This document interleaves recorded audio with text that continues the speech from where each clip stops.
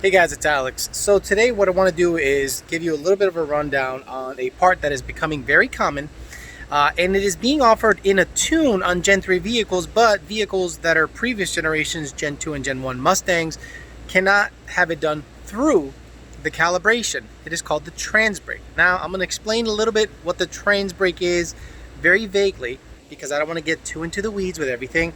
And I'm going to show you what a 3 relay setup looks like. I'm not going to tell you what you have to do. I can definitely point you in the right direction in terms of a diagram and have someone that's very well versed in wiring get you all set up, and then your tuner has to shut off a couple of codes. But in my opinion, a Transbrake is only needed on cars that are either turbo, where they need to spool up and get the max boost out of the hole, or NA cars that are max effort. Anything in between, I really don't think it's necessary, because you can foot brake the car and have a similar outcome, actually maybe a softer shift depending on the stock converter. But enough talking, let's show you what the Transbrake looks like in terms of wiring and how it works on a car. Those of you familiar with the red Mustang, yes, it's been on a bit of a hiatus from the channel, but let's dig into what the Transbrake setup looks like.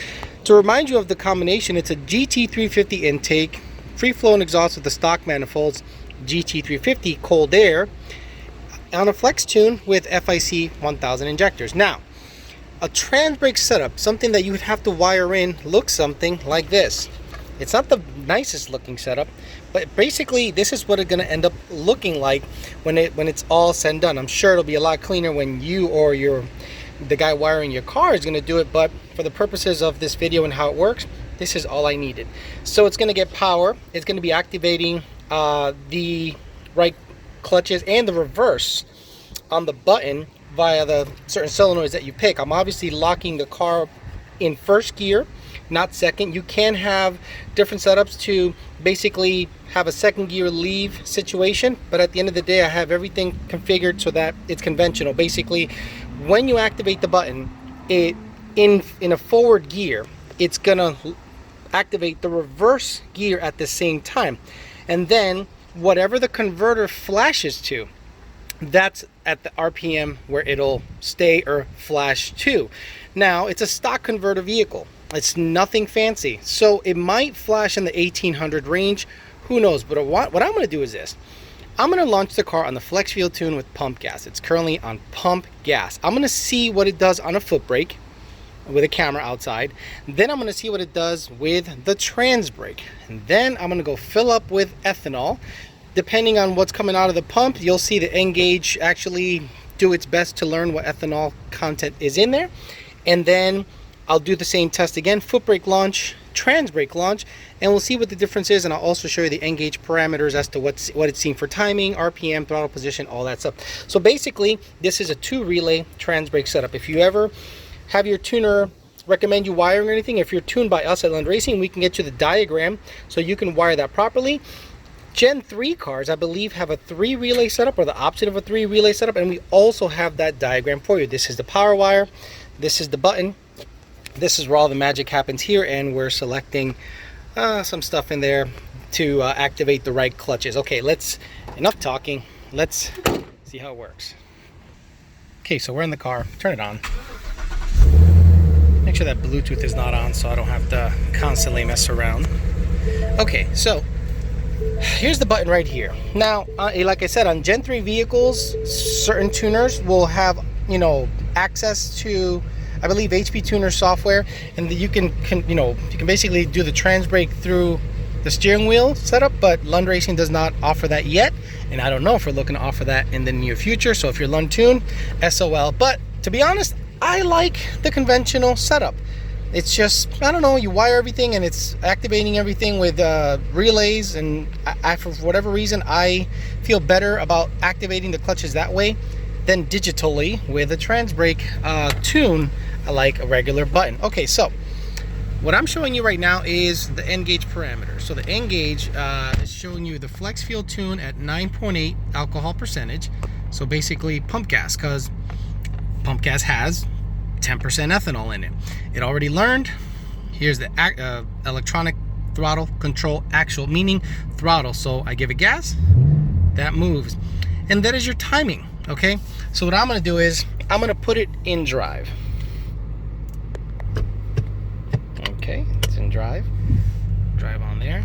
And then basically foot brake it to see how high I can stall the car, meaning the converter flash before I can't hold it anymore and either the tires begin to spin or the car lurches forward. Right there, about 1800 RPM, it started to lurch forward or actually spin the tires. Now what I'm going to do is I'm going to activate this button and then do the exact same thing. Button on, and I'm just going to floor it and see where it flashes to. I'm not going to let go of the button. So about 2100 RPM. Perfect. So what I'm going to do is this. I'm going to foot brake launch the car. When it stalls to about 1800, get video of the back, and then Transbrake, and you'll definitely hear the difference in the launches, and you'll be able to see what kind of stripes the car lays down, if any, what big of a difference that is. And then we'll fill up with ethanol and do the exact same test with ethanol and see if it's a bigger difference in terms of more timing, more power based on the fuel, and see what kind of timing and parameters we see. So just so you know, I'm flooring it. Floored is about 85 degrees of throttle angle. So ETC actual should see 85 when I floor it. Here we go. Oh, 90. Okay, so it's a little higher. I forget this is a GT350 throttle body because it's a GT350 intake manifold and max throttle angle is a little higher on that guy. Okay, let's go somewhere somewhat quiet and do the tests. Okay, before anything, turn off traction control 100%. Have the GoPro in the back showing the stripes if it lays down any. I have about 30 miles to empty because I want to make sure that I get E85 in there and have it learn as much as possible. So let's do a foot brake launch. Very short, nothing crazy. As much as I can stall it, and we're going to pay attention to the engage parameters also. So it's about 27 degrees. It's starting to lurch forward, 1800. Then let go. Okay, kind of laid over a little bit.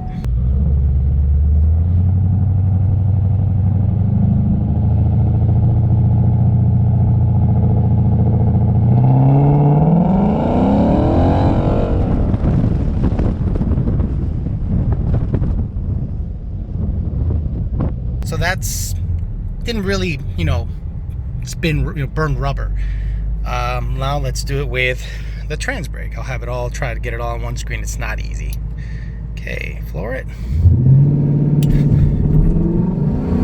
And about the same effect. So it wasn't like a huge difference, honestly, and it only stalls to about 2100, and the car doesn't make a ton of power. So I wasn't expecting the thing to absolutely blaze tire, but I'll show you the GoPro footage and see what the difference is with both launches.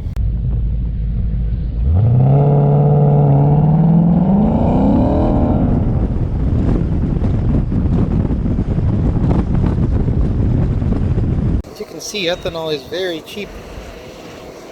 And remember, just because the pump says E85 doesn't mean anything, because right there it says minimum 51%.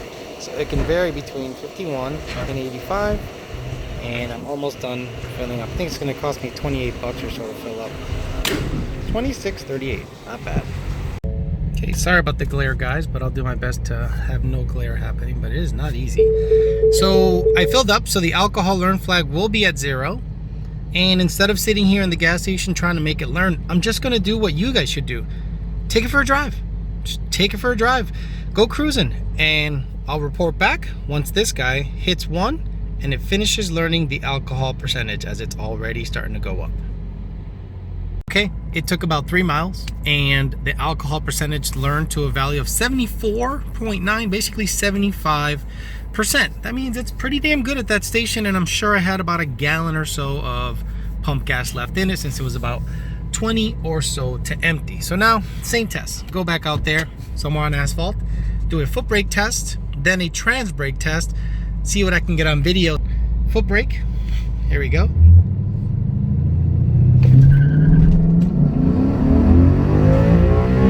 Woo, okay, so that was foot brake. Now let's do Transbrake. Floor it.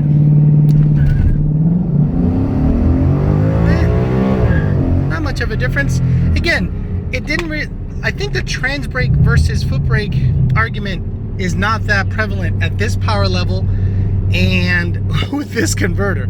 It's just not going to make that big of a difference to really blaze tire or anything like that. So I think the test kind of confirms that foot braking a vehicle that has a stock converter, even though it's seeing about 10 more degrees of timing out of the hole, is not going to launch any better. Maybe it's going to strike the tire a little harder, but it doesn't feel or doesn't seem to, you know, I don't know, like when you release the Transbrake, it definitely doesn't feel like it's launching really harder than on foot brake. So hopefully, I don't know, this will help us confirm some stuff. Let me do one more Transbrake test, see if I could burn up the trans, and then get out of here.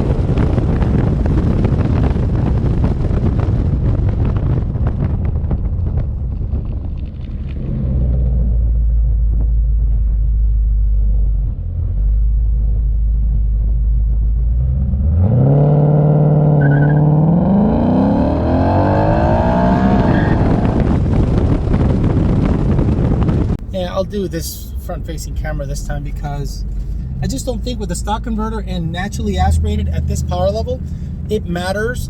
Obviously, stock converter is going to be an issue too, but let's see if I can get the car to roast tire off the Transbrake, and I have the camera set up in the back, so hopefully that'll pick it up. It really doesn't. It really doesn't blaze tire. I think I might be able to have a better shot at having it blaze tire off a foot brake. For some reason, it just feels like I have some momentum working with me. Nope, it still lays over. Okay, so I guess that test confirms a couple of things. The Transbrake, in my opinion, and according to my really bad test, is not beneficial naturally aspirated with a stock converter. So a lot of people that keep asking for the Transbrake tune on Gen 1, Gen 2, Gen 3 vehicles. It's only available on Gen 3, but we do not support it currently at Lund Racing. Others might. But it does not do that big of a difference unless you have an aftermarket converter, in my opinion, and make a little bit more power than the car makes stock. I just don't think it's beneficial to do it in its current configuration. Only when you have a big converter and maybe some power will a Transbrake matter. Hopefully this shows you guys a little bit of what we're talking about, that you can foot brake a naturally aspirated car and run about the same number than you can with a Transbrake. If anything, this will cause a better reaction time, not necessarily a better 60-foot time. Thanks for listening, guys. Talk to you later.